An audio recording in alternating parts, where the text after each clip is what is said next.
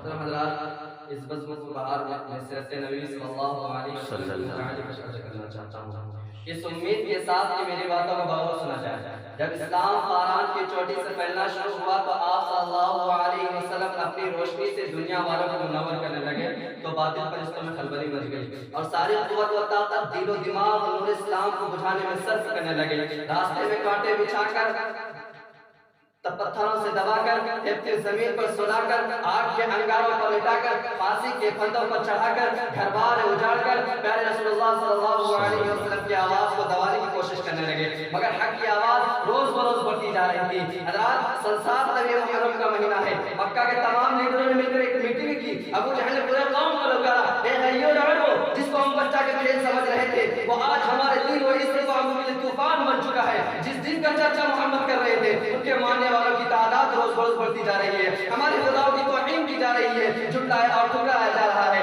یہ اس لیے عرب کے بہادروں اب پوری طاقت سے آگے بڑھو، ورنہ وہ دین دور نہیں کہ مکہ سے ذلیل و خوار ہو کر نکلنا پڑے گا۔ ابو جہل کی تقریر نے پورے قوم کو گرما دیا، طرح طرح کی تکبیریں پیش کی گئی۔ بڑی دیر کے بعد یہ اللہ کا تکبیر پاس ہوا کہ محمد اور ان کے ماننے والوں کو بائیکاٹ کر دیا جائے، ان سے خرید و فروخت، سلام و کلام، لین دین بالکل بند کر دیا جائے۔ چنانچہ ایک عہد نامہ لکھ کر خانہ کعبہ کی دیوار پہ لٹکا دیا گیا۔ یہ پورے قوم کا فیصلہ تھا، اس کے خلاف کرنے کی کسی کی اختیار نہ تھی، کسی کی میجان نہ تھی۔ مسلمانوں کے شمع ابی طالب میں بند کر دیے گئے۔ مسلمان بچے بوڑھے جوان عورتیں سب سے کھانے کا سامان دھیرے دھیرے ختم ہو گئے، درختوں میں چھالے کھا کھا کر، کانٹے چبا چبا کر دن کاٹنے لگے۔ صرف ایک دن کے لیے پابند ایام ہٹا لگے۔ مسلمان گھاٹی سے باہر آ گئے، کپڑے پھٹ گئے، آنکھیں دھس گئے، قدم لڑکا رہے تھے۔ مسلمانوں قربان جائے مسلمانوں پر جس کی سبب میں کوئی شکایت نہیں تھی۔ مسلمانوں کے خستہ حالت دیکھ کر کفار تہلکا لگا رہے تھے اور کہہ رہے تھے، اے مسلمانوں، کیوں تم اپنے آباء و اجداد کے دین چھوڑ کر ہلاک و برباد ہو رہے ہو؟ تم ابھی حکومت کا ساتھ چھوڑ دو، ہم تم کو ساری پابندیاں ہٹا دیں گے۔ مگر مسلمانوں نے جواب دیا، کفار سن لو، ہم حق پا چکے ہیں، ہم دربار محمد میں اقرار محمد کر چکے ہیں، ہم پر اسرار محمد کیے چکے ہیں، امام نے گرفتار محمد نے معاف کر دیا، لہذا ہم طوفان سے ٹکرا سکتے ہیں، بھوک سے تڑپ تڑپ کر دم توڑ سکتے ہیں، مگر مصطفیٰ کی رسالت کی انکار نہیں کر سکتے۔ اس کی ابتدا و آزمائش کے بعد پورے 3 سال مکمل ہونے والے ہیں، خوراکیں ختم ہو گئے، عورتوں کے آنکھیں دھس گئی، جوان بھوک سے چکرانے لگا، اونٹ جیسا بچہ ماں کے گود میں تڑپنے لگا۔ اس گھاٹی کا سب سے چھوٹا بچہ عقیل اچانک آنکھ کھول کر اپنی ماں سے کہتا ہے، ماں مجھے بچاؤ، میں مر جاؤں گا، مجھے بچاؤ۔ ماں کا درد کا بندھن ٹوٹ گیا، وہ محتشم سر زمین پر پڑھنے لگتی ہے، سر پھٹ جاتا ہے،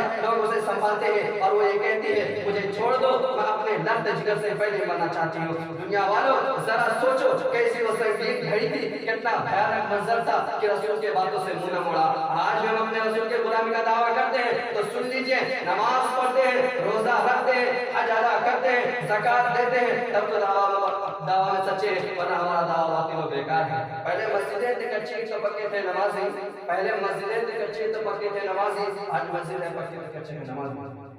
بھلا بتائیں کہ ہمارے رسول اللہ صلی اللہ علیہ وسلم نے اور صحابہ کرام نے کتنے مصائب و آلام برداشت کیے، گناہ کو برداشت کیے؟ کیا وہ لوگ کمزور تھے؟ کیا وہ لوگ بے بس تھے؟ ہرگز نہیں، ایسا ہرگز نہیں۔ وہ تو عرش کے، فرش کے، لوح و قلم کے، شجر و حجر کے، ارض و سما کے، جن و بشر کے، حور و ملائکے کے، خوش کے تر کے رسول حاضر بن کر آئے تھے، اور جو رسول حاضر بن کر آتا ہے اللہ تعالیٰ اسے قادر بنا کر بھیجتا ہے۔ آپ صلی اللہ علیہ وسلم کے پاس اتنی قوت و طاقت تھی، اگر اشارہ کر دیتے مکہ ہلاک و برباد ہو جاتا، مکہ والوں پر پتھر برس جاتا۔ بھر گئے عقیلہ ان کے والدہ کو دیکھ کر مکہ میں بحران مچ گیا تھا۔ ابو طالب جو آپ کے چاچا ہیں، آپ صلی اللہ علیہ وسلم سجدے میں گرے ہوئے آتے اور کہتے ہیں، بھتیجے اب برداشت کی طاقت ہے، اب تلوار چلانے کی اجازت دو۔ حضور نے فرمایا، انشاءاللہ آج ہم لوگ اس گھاٹی سے باہر نکل جائیں گے۔ مسلمان پورے 3 سال کے بعد یہ دین و دنیا سلامتی لے کر اس گھاٹی سے باہر آ گئے۔ میرے دوستو، بہت کچھ کرنے کے بعد یہ دین ہم تک پہنچا ہے اور ہمارا حال یہ ہے ہم اس کا مذاق اڑاتے ہیں۔ آپ صلی اللہ علیہ وسلم اپنی امت کے لیے راتوں رات دعائیں کرتے تھے اور وعدہ کرتے تھے۔ اسی حال میں ایک دن حضرت جبرائیل علیہ السلام تشریف لاتے ہیں اور یہ خوشخبری پیغام سناتے ہیں، اے شہنشاہ عالیجہ، اللہ نے آپ کو سلام فرمایا ہے۔ آپ حضرت جبرائیل علیہ السلام خوب جانتے تھے آگے حضور صلی اللہ علیہ وسلم کس وجہ سے غمگین رہتے ہیں، پھر بھی دریافت کرتے ہیں، یا رسول اللہ آپ غمگین کیوں رہتے ہیں؟ آپ صلی اللہ علیہ وسلم نے فرمایا، نہ جانے میرے امت کے ساتھ قیامت کے دن کیسے معاملہ ہوتا ہے۔ حضرت جبرائیل علیہ السلام آپ صلی اللہ علیہ وسلم کو لے کر ایک قبرستان گئے جہاں مومن اور کافر دونوں طرح کے مردے مدفون تھے۔ حضرت جبرائیل علیہ السلام مسلمان کے قلب پر ہاتھ مارتے ہیں اور یہ کہتے ہیں تم بِإِذْنِ اللَّهِ مردہ جو بھی آواز